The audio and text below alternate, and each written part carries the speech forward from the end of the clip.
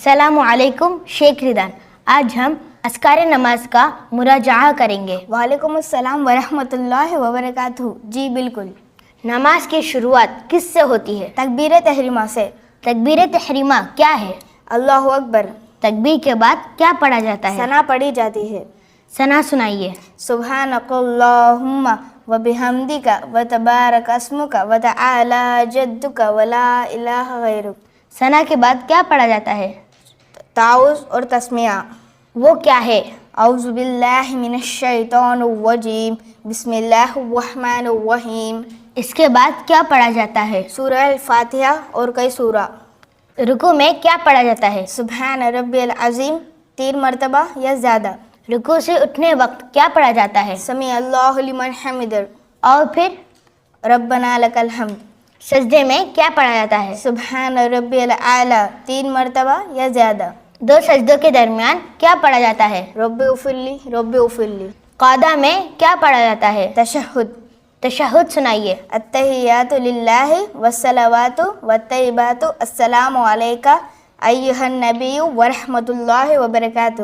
السلام علینا وعلی عباد اللہ الصالحین. اشہد ان لا الہ الا اللہ واشہد ان محمدا عبدہ ورسولہ. تشہد کے بعد کیا پڑھا جاتا ہے؟ درود ابراہیم. درود ابراہیمی سنائیے. اللہم صلی علی محمد وعلی آل محمد کما صلیت علی ابراہیم وعلی آل ابراہیم انک حمید مجید. اللہم بارک علی محمد وعلی آل محمد کما بارکت علی ابراہیم وعلی آل ابراہیم انک حمید مجید.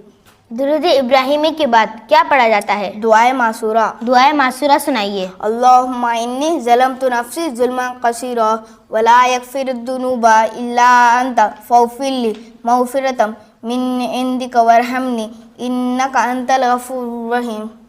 نماز کے آخر میں کیا پڑھا جاتا ہے؟ دعا کے بعد سلام پھیرا جاتا ہے. سلام کے الفاظ کیا ہے؟ السلام علیکم ورحمۃ اللہ. بہت خوب. اذکار نماز سیکھنا کیوں ضروری ہے؟ کیونکہ انہیں اذکار سے نماز مکمل ہوتی ہے، خوبصورت بنتی ہے اور بندہ اللہ تعالیٰ کے قریب ہوتا ہے. اللہ تعالیٰ ہمیں نماز کو صحیح طریقے سے پڑھنے اور اس کے اذکار کو یاد رکھنے کی توفیق عطا فرمائے. آمین. السلام علیکم ورحمۃ اللہ وبرکاتہ.